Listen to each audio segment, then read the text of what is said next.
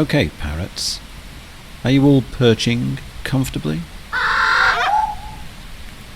Then I'll begin. 'Twas the night before Christmas, when all through the house not a creature was stirring, not even a mouse. The stockings were hung by the chimney with care, in hopes that St. Nicholas soon would be there. The children were nestled all snug in their beds, while visions of sugar plums danced in their heads. And Mamma in her kerchief, and I in my cap, had just settled our brains for a long winter's nap. When out on the lawn there rose such a clatter, I sprang from the bed to see what was the matter. Away to the window I flew like a flash, tore open the shutters and threw up the sash. The moon on the breast of the new-fallen snow gave the lustre of midday to objects below, when what to my wondering eyes should appear but a miniature sleigh and 8 tiny reindeer. Right, that's it, lads. I'm sorry, I'm going to have to carry this on after I've done the podcast. Well, I'm sorry, but there's lots to do. This is the Christmas episode of the Desert Island Investor.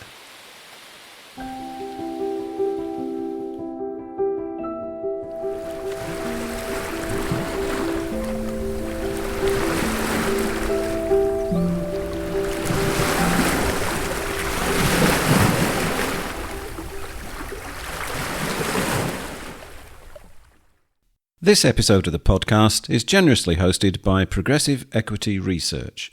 Visit their website at progressive-research.com. And good afternoon, Mark. Afternoon, Paul. I see that you're sheltering in the grotto. It's looking very, very festive there. You just seem to have been entertaining the parrots. I was indeed, yes, reading the parrots a bit of a Christmas poem. Well, a part of a Christmas poem. Unfortunately, I didn't get time to finish it. Yeah. They all seemed a bit disappointed, but there you go. So anyway, this is our last podcast of the year, our Christmas special, I suppose you could call it. And we did consider taking out the best bits of the previous episodes, but that only ran to about 3 minutes.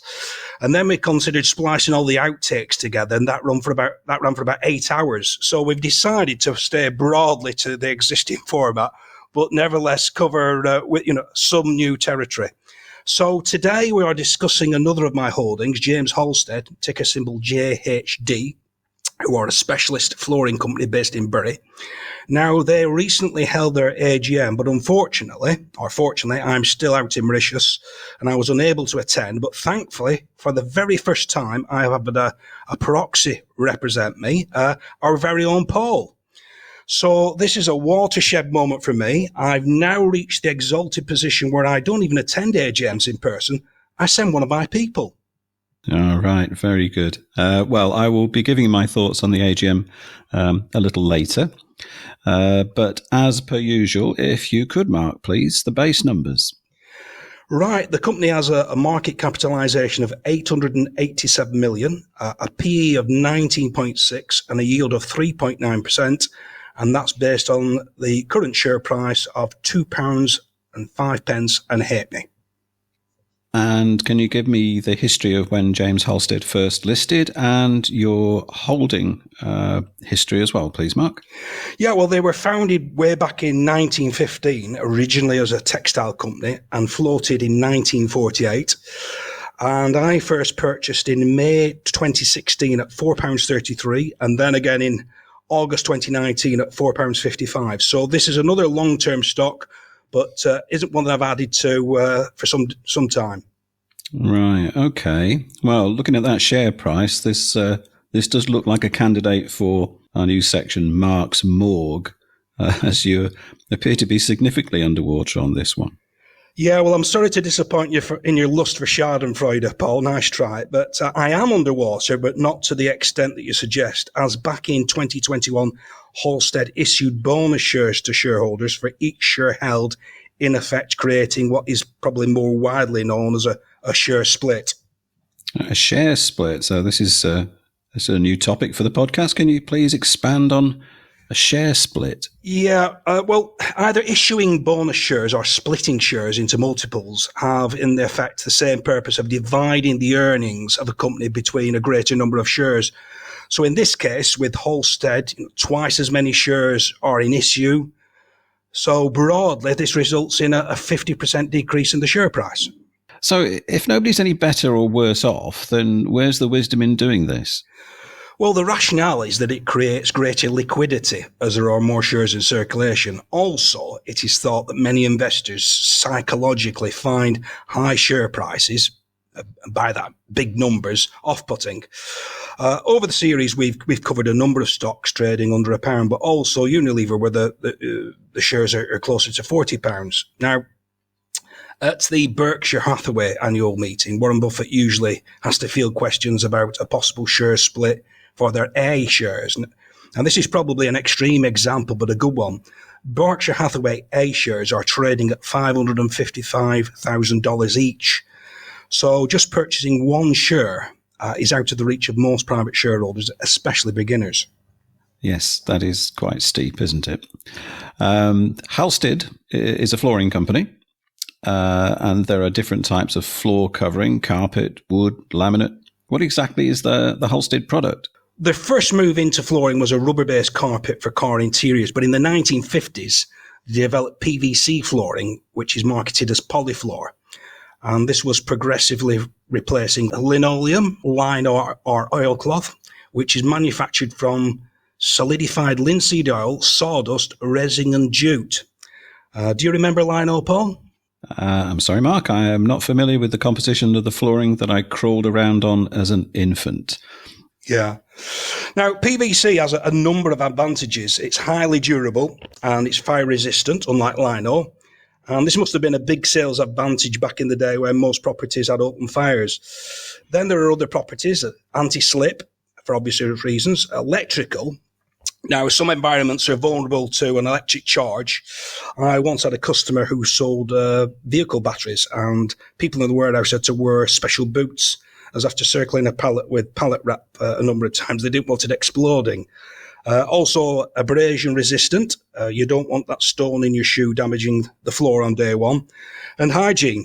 Hospitals want something that is not a horse for infection.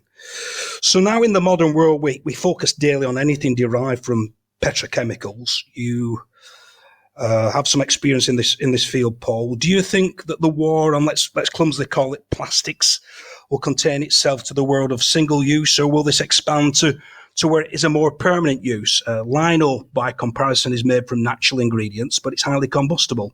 Sometimes plastics are simply the best solution depending on the application. It may be an inconvenient truth, but the truth nonetheless. Where do you stand in the trade-off of advantages of plastics over other products, Paul? I think most people would agree that plastic has been pretty much at the root of numerous advancements in a modern civilization. I mean, there are very few things that don't include some oil-based plastic components. So the search for alternative materials that you mentioned isn't really driven by the inability of plastic to do the job. It's due to concerns about plastic waste. And of course, in a life cycle impact analysis, then plastic scores badly in the category of fossil fuel depletion. Yeah. Now, James Halstead are doing their bit. They're involved in a scheme called RecoFloor, which involves the collection of old vinyl flooring to be recycled.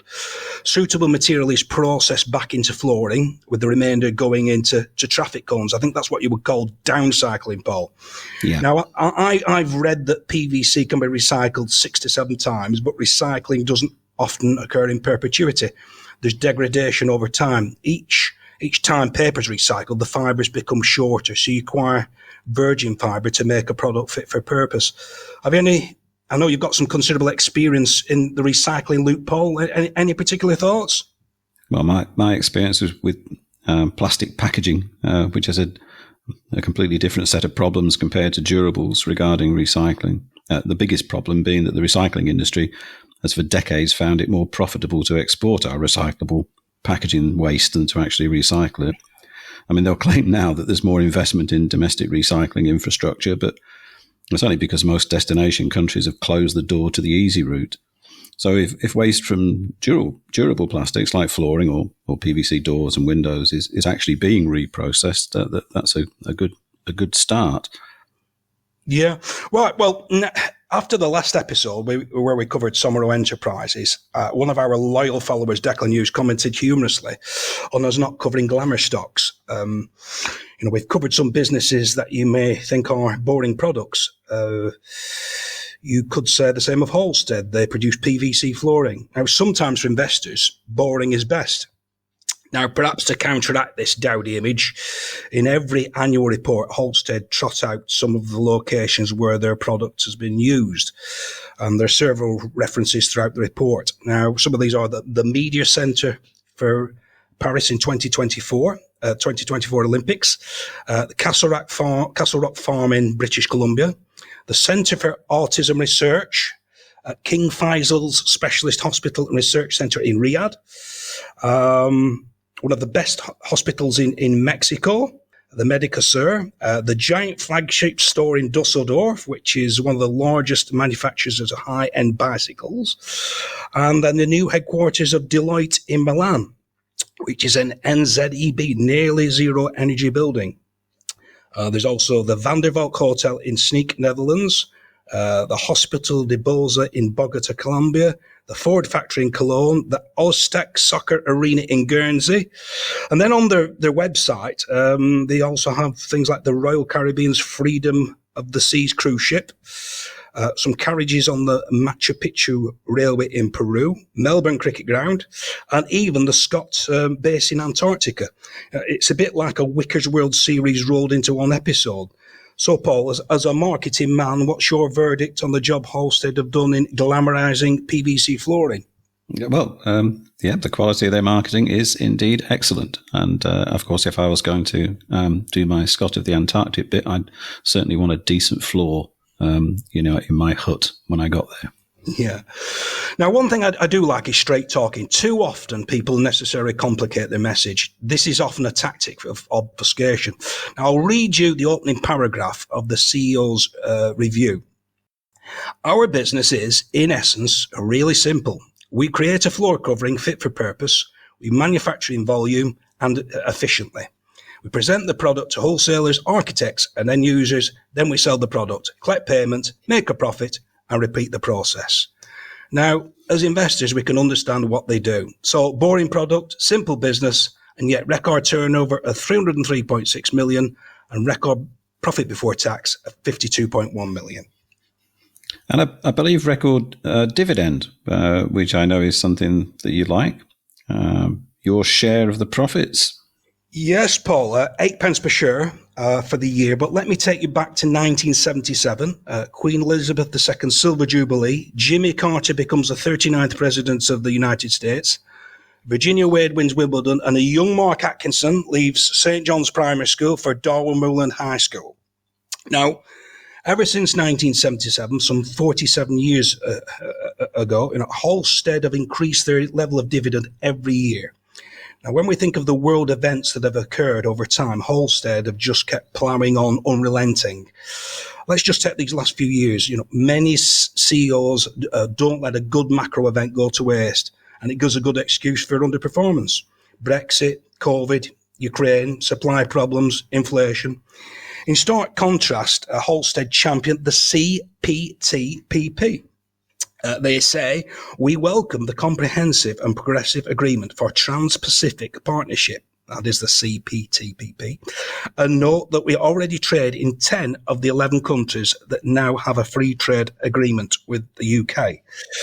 So we don't get enough of that. It's generally bad news that we hear. And just on previous coverage that they've had on this, of those 11 countries, the only one that they don't currently deal with is Brunei, and they say that this region, this trading region, accounts for about 8% of its global revenue, where import tariffs range between 5 to 20%.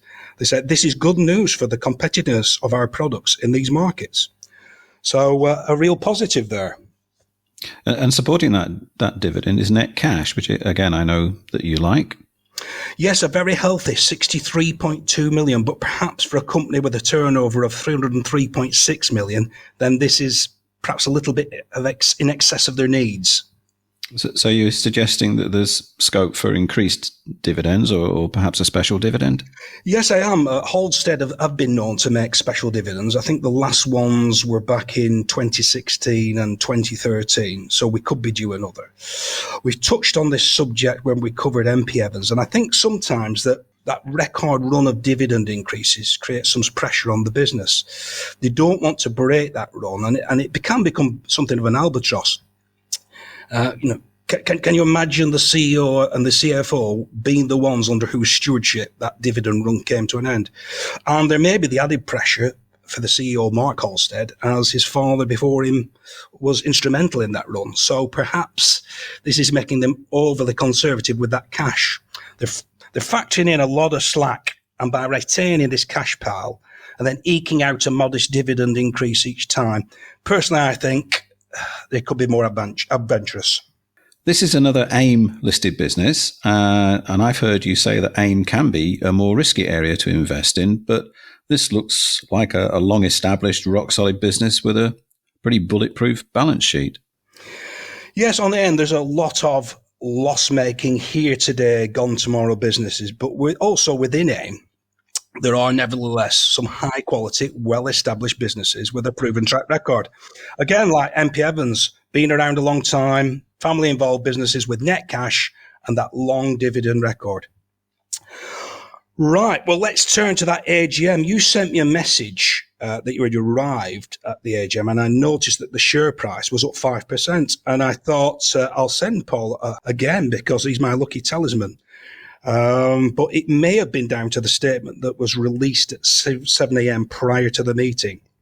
And it said, James Halstead PLC, the commercial flooring company, is holding its 108th AGM today at 12 noon. And Mr. Anthony Weil will make the following statement. Firstly, let me welcome you all to the AGM. Customarily, I give a short update on trading for the first few months of our financial year.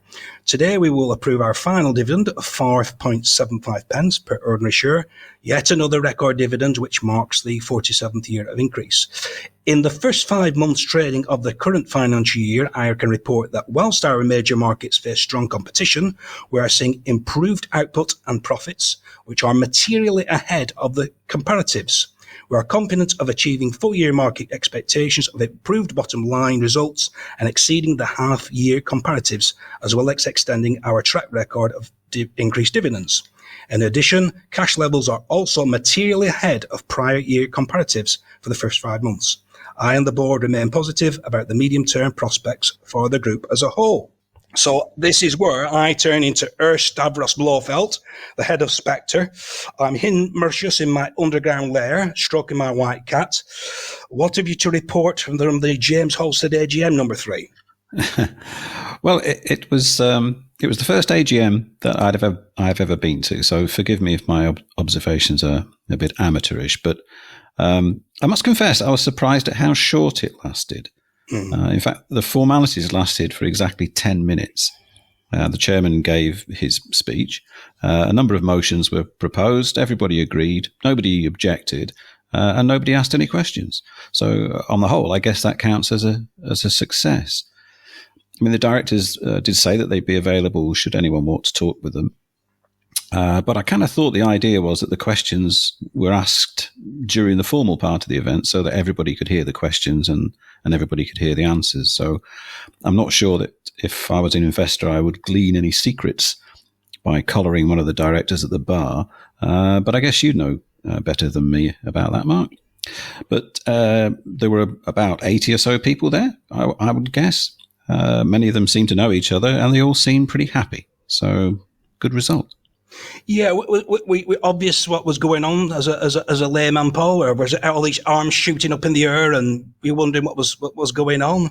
I was kind of disappointed there weren't arms shooting up in the air, to be honest with you. I was hoping somebody might have taken them to task or something, but maybe they were doing that, well, when they collared the director at the bar. There was one chap did stand up and actually congratulate them on achieving what they had done under difficult conditions. Yeah. And they got a kind of a round of applause for that. So, yeah. Yeah, it was probably one of the Halstead family, Paul. It could have been, yes. I wouldn't have recognised them. But yeah, I said it was all done very, very quickly. And then the chaps, the waiters and waitresses started appearing with the trays of drinks. And I confess, I kind of left at that point. So obviously, really, the investors were obviously very happy, or they were just there for the free food and drink. Yeah. I'm not sure. You didn't participate in the buffet, did you not, Paul? I didn't. No, I didn't. Because in order for me to go and mingle and do, I'd have to have known what I was talking about, and obviously I don't. Well, I mean, did anybody recognise you with your Hawaiian shirt on the parrot on your shoulder? Did nobody say that's him off Desert Island Investor? They didn't. No, I to be honest with you, I didn't wear that. I chickened out at the last minute. Yeah. Well, I've only been to one Halstead AGM previously, and it really echoes what I found out about it. Really, on the first time to go to, they all have their own kind of flavour, and sometimes it takes you one or two times to find out how they do it. But there was a lot of Halstead members there the last time I went. I want to imagine. I think you said a lot of people seem to know one another, didn't they? Yes, they did. This is a fourth generation business, so it's a bit like just last week I went to a biscuit factory of all places in Marburg, and they make these biscuits out of cassava, or it's like a kind of tapioca. So made from a root. It was an interesting little tour, and I got talking to the proprietor, and that's a fifth generation business. And then he afterwards they serve these biscuits and tea and coffee, and I got a good chat with him. He must have just thought that he was going to just say hello, but I think I started, as I always do, start quizzing him about the business and what's your revenue and how many employees have you got. And it's a bit like that. As you go down the generations, it becomes like a pyramid, in that you've got lots of cousins and uncles, and it gets more and more. There'll have been a lot of, I would have thought, family members there within that. So that was one observation. But another thing that I also noticed, the previous one that I went to was at the Fusiliers Museum in Bury, and that was quite entertaining, that because it got to look around the museum as well, and it's well worth a trip there. They have five Victoria Crosses, amongst other things. This was again in Bolton, wasn't it, Paul? You didn't have to go very far at all. No, it was at the Bolton Wanderers football ground. Right. In one of the suites. There they have a lot of executive suites there. It was very nice. Very well organised. I said I don't know what the food was like, but the whole thing was very professionally organised. Yeah. I'd say they all seem very happy. So I mean, there's either no questions need to be asked, I guess. Yeah. Well, I'll get onto that. But 80 shareholders, that's probably the biggest crowd that Bolton Wanderers have had for a while, Paul. Very funny. But what happened previously was, again, they said, we won't take any questions from the floor, but we will mingle with the shareholders. And I personally think that's unsatisfactory, really. I think that's the point I was trying to make. It just seemed to me that I thought the whole idea of this, it was open and transparent, and so consequently, if you had a concern about something horrible that happened in September, then you'd put your hand up and raise that point, and then everybody got to hear the answer from the board as to what the reasoning behind it was, or what the outcome was. So yes, and as I was saying, it's all very well and good to go and have a chinwag with somebody at the bar, but that's just for you, between you and the person that you managed to bend their ear. So yes, I was a bit surprised. Yeah, and there's something about having to play to a collective audience, isn't there? And the fact that somebody might be a bit on the shy side, but wants to listen to the questions that somebody else has asked. And also, if you ask a question, Paul, then that might generate a question that I want to ask, following up on that question. So it's once a year that they get quizzed. And I've seen this before, whereby it's very quickly that the chair will say something like, well, this is quickly turning into a conversation now. I suggest that we call the official meeting to a conclusion and we can have a chat over coffee. And then when you've agreed to that, okay, then we'll have a chat. They can just slip away, Paul. They're not duty bound to stay around the bar. They can just slip through a side door. And if you say, well, hold on a minute, I wanted to ask you questions. Well, more fool you. You let me off the hook. So I think in future, if I ask, do I want to bring the meeting to a conclusion, and we'll have a polite chat, I think I'll say, no, well, let's keep it on a formal footing. Yeah, there's always some troublemaker in the audience, isn't there? Well, it's not troublemaking. It's not troublemaking, but it's. I think I've asked some searching questions, but always very polite. And let's remember, these people they're paid top dollar, so they should be able to represent themselves. But I would imagine it for a lot of the people there, it's probably a bit of a get together. I would have preferred it if there'd have been a bit of a fight, but there wasn't. Yeah. Okay. Well, I thought, what kind of trouble is Paul going to get into? Is he going to start telling people, well, I actually like Axminster, mate, or else? I thought, is he going to get it voted onto the board or something like that? Right. Okay. So, does that pretty much conclude the review? I think so. Of James Halstead. Yeah. And if it does, then thank you very much. I think that's good. I hope my contribution was of value of some sort. Very much appreciated, Paul. Yeah, they won't be letting me in again.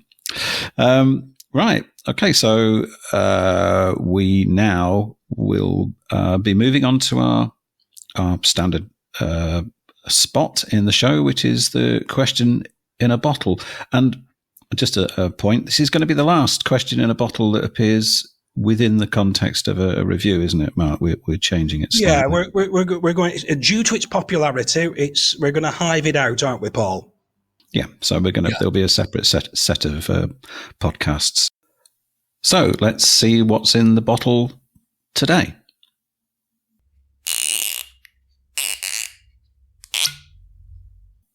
And this is a question from Declan Hughes.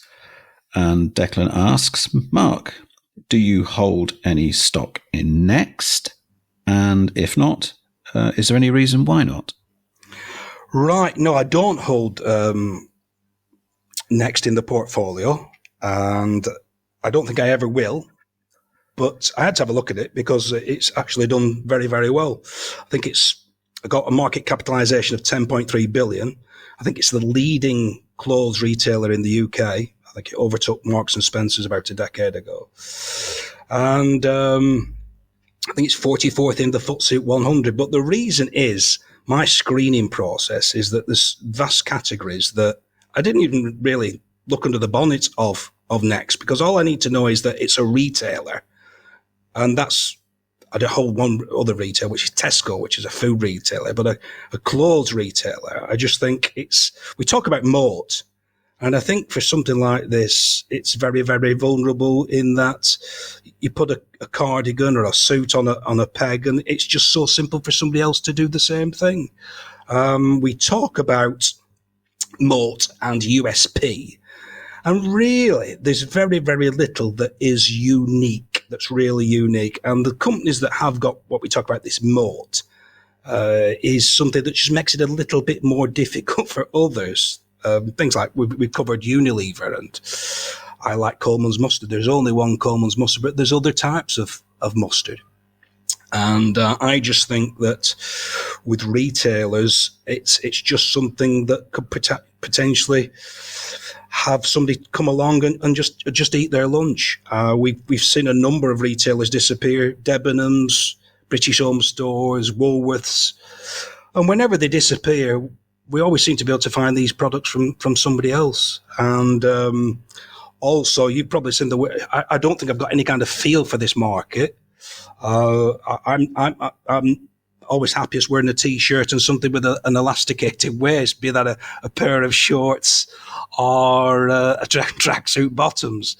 Now, and fashion's changing. We've got we don't wear as much, I don't think, as upmarket clothing. Would you say, Paul? Have you seen that change yourself? How many people wear a tie now?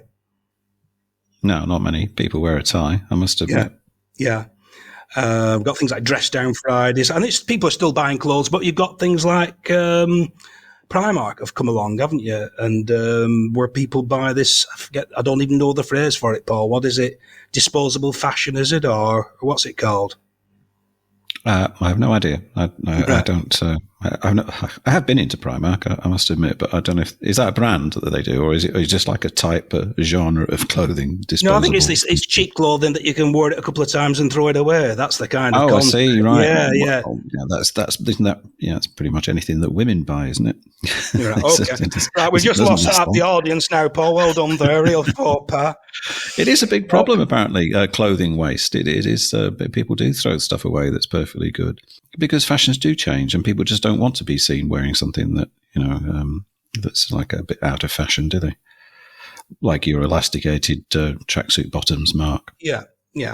Well, I don't have to be in that kind of environment with a set dress code now, Paul. Thankfully. So, that's. When I look at, I don't. There's lots and lots of companies out there, and very quickly I could dispense. All I need to know is, well, what do they do? Well, they're clothes retailer. Bang! I don't even have to look any further.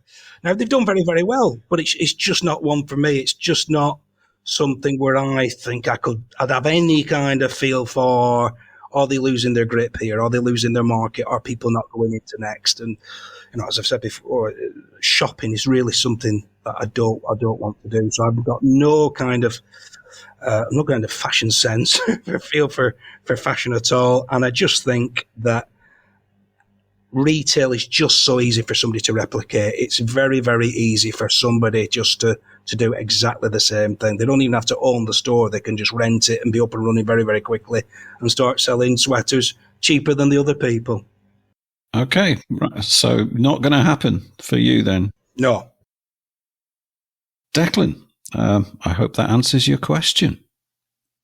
Anyway, before we go, Paul, this is the last podcast of 2023, and I'd just like to say a few thank yous, if I may. By all means do, yeah. So from the top, I'd like to thank our two podcastaways that we've had, Jeremy McEwen and Tom Entwistle. And I'd like to thank them for the support, not just by being guests on the podcast, but they've both been very, very supportive throughout the year. And also to the people at Progressive Equity Research, who we teamed up with halfway through the year, namely Rebecca Carr, Catherine Amos, and Gareth Evans. And I'd just like to thank everybody for the questions they've submitted and their comments. And I have to say that over the course of the year, we've not had a single what you would call troll. It's easy for people to hide behind an alias and protection of distance, but we've not had any. We've had people that disagree with us, say, well, I don't agree with that stock or what have you, but nobody has been rude we're big and ugly enough to cope with it, but preferably if people aren't like that. So that's been really, really, really good. And I'd just like to, again, anybody who's left a like, or who's just listened to the podcast, because it'd be pretty boring if we were just doing this and there wasn't actually anybody out there. Our audience is a little bit like MI5. We know they're out there, but we don't know exactly who they are. But there is one person in particular I would like to thank, and that's you, Paul, for all the help that Thank you very much. That you've given. I came to have I was encouraged to do this at the beginning of the year, and I came to you with the kernel of an idea. I was just after some kind of thoughts from you, really. I was thinking about doing this as a monologue. It didn't really work, and you said to me, "Well, I don't mind being the feed for you on this," and you've been much more than that, and you've put a lot of hard work in, and even though it's the Desert Isle Investor and you've put my face up there, it is a partnership, and I couldn't do it without you. So thanks for everything that you do and continue to do. And I like to think we've had some fun as well doing this. We've known each other a long time, and I think we've had a little bit of leg pulling. I don't know if it's what you would expect it to be, Paul, when you first autograph hunters, fan mail, paparazzi waiting for you outside restaurants. Yeah, the usual thing. I mean, like there's the ABC News are on the lawn again today. Yeah. Can't seem to shift them. you having to pass that young lady friend off as your research assistant. I can imagine it's been it's been quite difficult for you. But I would just like to say that when it was one particular week when I think you're on the other side of the island, shimmying up a banana tree, getting my breakfast, something washed ashore, and I thought, well, I'll have that. I thought it was a question in a bottle. I thought, I'll have that. I'll have this in a deep moment. But I thought, no, let's do it right. I'll let Paul have this. So if you just reach behind that tree trunk that you're sat on, Paul, you might just find something. Oh, right. Look at this. Wow, that's it's wrapped up in an old Financial Times. Yes, it is. Yeah. Is it a brick or something? No. Well, so should I open it now? Or have I got to wait please, till if you Christmas would. Day? There's a letter in there as well, that's just for you privately. I don't want it to be too gushy. Oh, this is very interesting. Ooh. Yeah, there appears to be some kind of alcohol in here. Oh, right. Thank you very much, Mark. It is a bottle of Broker's Gin. Genuine London dry gin. Thank you very much. I thought you'd enjoy that, Paul. I will indeed. We're not sponsored by brokers, but just feel like people know it's got a picture of a stockbroker on the front wearing a bowler hat, and he's got an umbrella, and is he carrying a briefcase as well, or a? I think he's carrying a rolled up copy of the FT, but the bottle's got a little bowler hat on the top as the cap, which is very nice. That's fantastic. I shall enjoy. I wouldn't think that stockbrokers look like that now, dressed like that, Paul. Anyway, but I very much doubt it. No, they probably don't. But that's very kind of you, Mark. Thank you very much for that. Okay, so go on then. Where's mine? Oh. Yes. Right. Well, there's an issue. Okay, Paul. Okay. It's Well, anyway, it's New Year's coming up, so maybe I'll get something for that. So what? So as we sign off now, I think what we would say is we're not going to say festive greetings, winter holidays, seasons greetings. I think what we're going to say to people is have a Merry Christmas and a happy and prosperous New Year, and as Dave Allen used to say, may your God go with you. Yes, Merry Christmas. Well, that's all for this episode. We hope that you enjoyed it. Please remember the content is for information only and it is not financial advice. If you would like to pop a question into a bottle for Mark, just post your question in the comments and hopefully it'll reach the island in time for the next episode. Thanks again for listening. See you next time.